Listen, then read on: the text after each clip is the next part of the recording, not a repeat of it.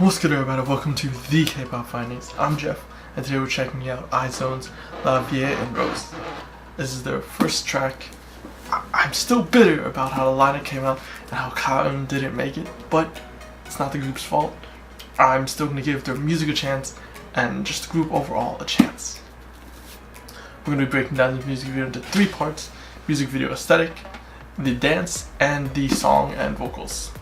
I'm also going to give you guys some recommendations and also talk about some other songs towards the end of this video. So yeah, definitely, and don't forget, all the songs I talk about today are going to be in the description box below for your convenience, so you can click them and find them easy.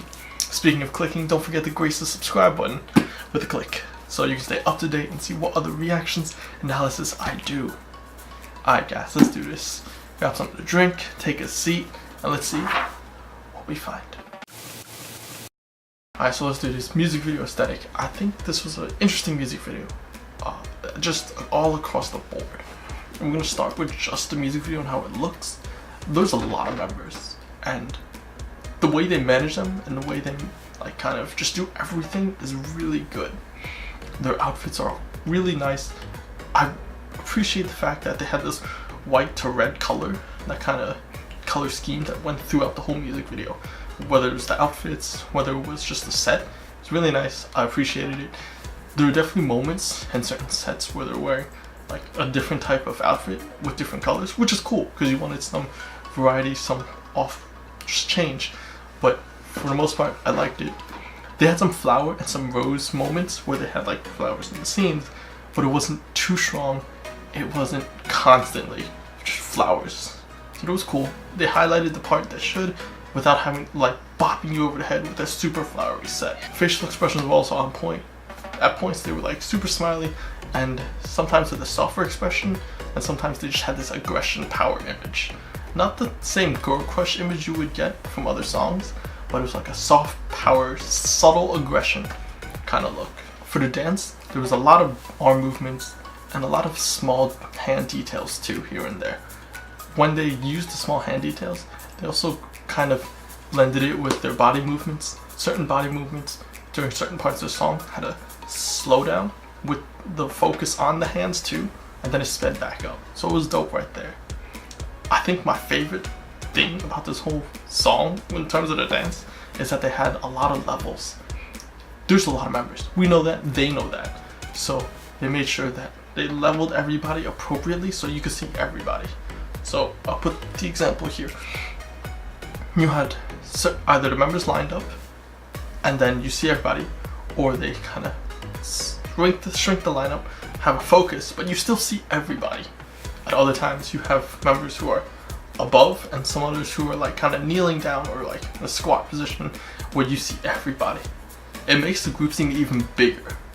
There are also certain parts where members are kind of hiding in the back and you have a forefront, and then they switch. So there's a lot of levels. They show off all the members well, which is really important for a debut. So that was dope. I really like the levels. They also have formations, the typical cross formation.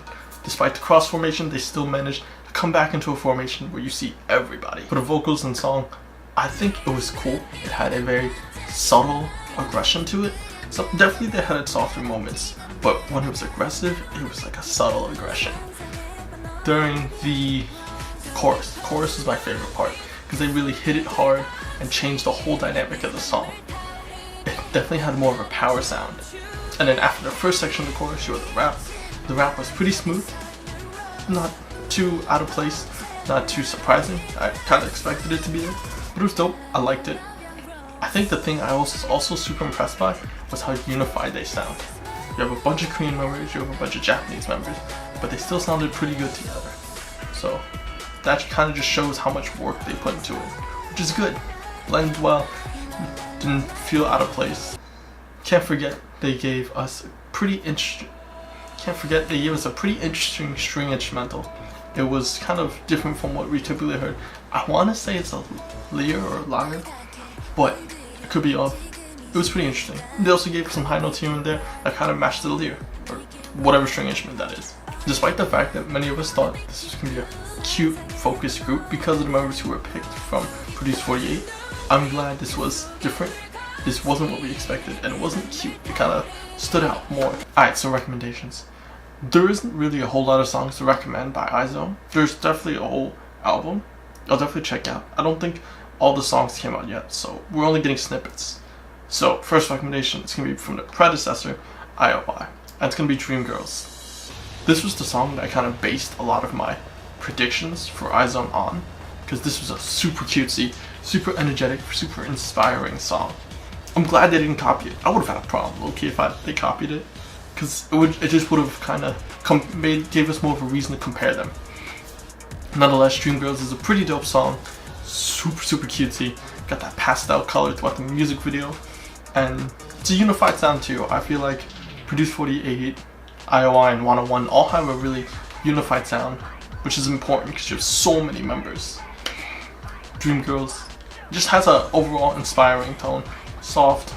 I know they have their rap section. Dreamgirls is definitely faster and definitely more cute focused.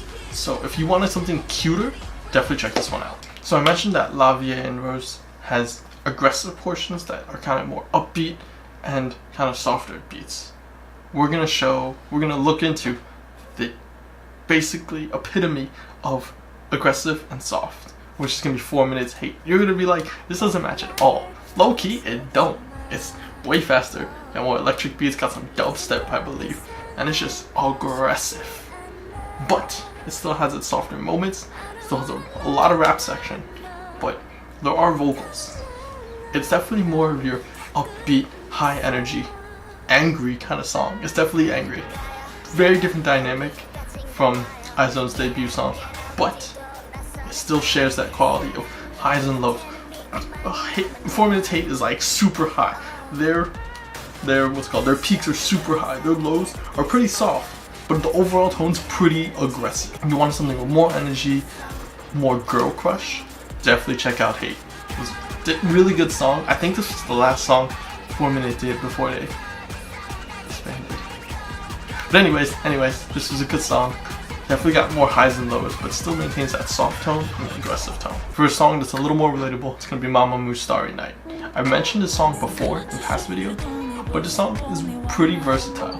This is a very vocal heavy song, because Mamamoo is a very vocal heavy group. They definitely have their soft moments, but I feel like a lot of aggression comes from Moonpyo, which is their rapper. She brings that aggressive energy with her subtle rap. It's not a rap that hits you too hard, not too fast, and not too heavy, but it's a softness. Overall, Starry Night is a pretty soft sounding song because of their vocals of Mamamoo, which is cool. It matches the similarity with IZ ONE's song. If you wanted something a little more vocally heavy with still with those rap elements, check Starry Night out. It's also really visually nice. The music video is very different from what you usually see. Aesthetically, it's super pretty. So that's it for IZ ONE La Vie and Rose. Again, I'm not super sure how they want to pronounce it. If I'm reading verbatim from my really crappy Korean, it's IZ ONE. So that's what I think it is, but for the sake of easy pronunciation, I'm gonna go with IZ ONE. I hope you liked that video. Let me know what you guys thought in the comment section below. Do you like this song? Do you still feel bitter from how the results came out? I know I am a little bit, but I appreciate this song. Also, give me any suggestions you want for other videos in the comment section below. And as always, like I said before, all songs I talked about today are in the description box below for your convenience to check them out. And don't forget to grace the subscribe button with a click so you can see all the other reactions and good K-pop goodness I drop. Alright guys, until next time, I catch you.